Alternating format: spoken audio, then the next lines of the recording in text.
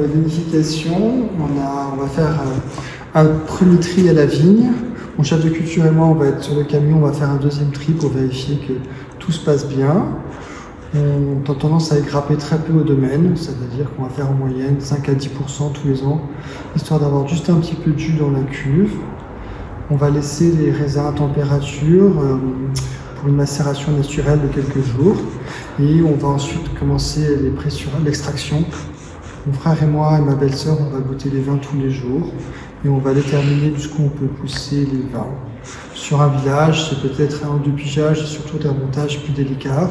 Sur un grand cru comme le Bonnemar, on va peut-être pousser vers 7 à 8 pigeages.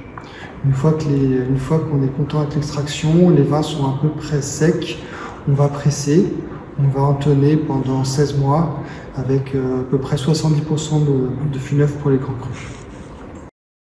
Quel millésime? 23. Voilà, 23. Donc il y a du volume.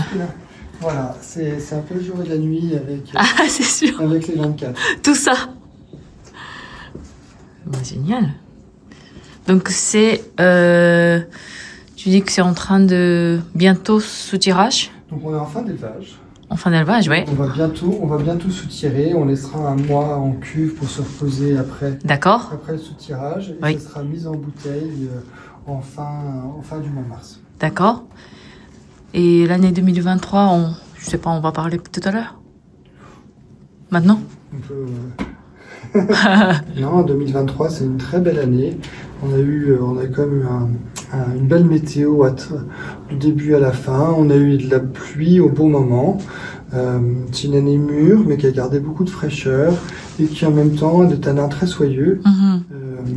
C'est gourmand, mais c'est à la fois élégant et ça a beaucoup de longueur et de complexité, donc c'est un très joli millésime. À boire jeune aussi, possible? Non, je pense que ce sera accessible jeune. D'accord. Mais je pense que ça va être un millésime de garde. Ok.